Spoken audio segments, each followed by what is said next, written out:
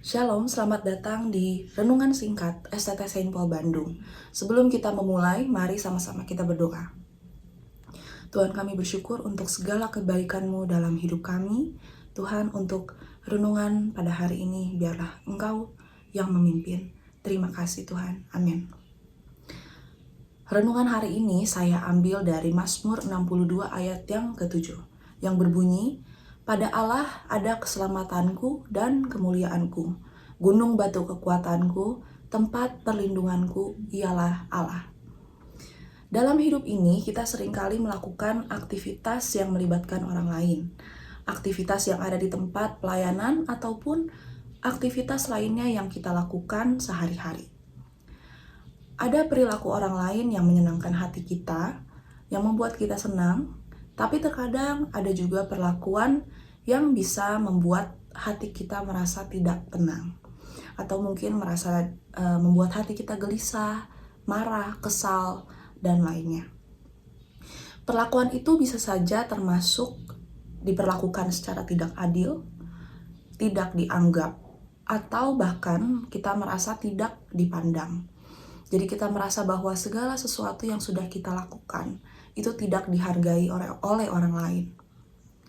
Tapi melalui ayat ini, kita diingatkan bahwa segala sesuatu yang kita lakukan, kita tidak perlu mencari kemuliaan dari orang lain. Karena jika kita melakukan segala sesuatu untuk Tuhan, Tuhan yang akan melihat hati kita. Dan kemuliaan kita ada pada Allah. Orang lain bisa saja tidak berlaku adil terhadap kita, tetapi ingat bahwa Tuhan mengetahui semuanya. Tuhan mengetahui perjuangan kita, Tuhan tahu pergumulan kita, dan Tuhan tahu hati kita.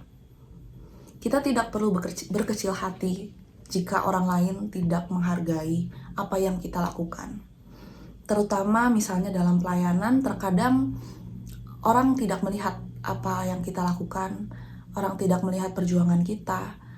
Tetapi kita harus ingat selalu bahwa seperti yang tertera dalam ayat ini, bahwa keselamatan kita, kemuliaan kita, dan perlindungan kita itu ada dalam Allah.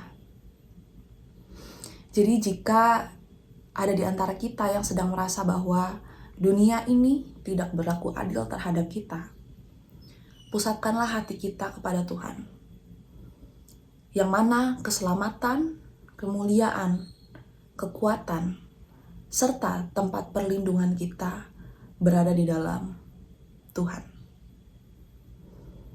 Amin, mari kita berdoa. Tuhan, terima kasih untuk renungan yang singkat ini. Biarlah Roh Kudus-Mu terus berbicara kepada setiap dari kami. Dalam nama Tuhan Yesus kami berdoa. Amin.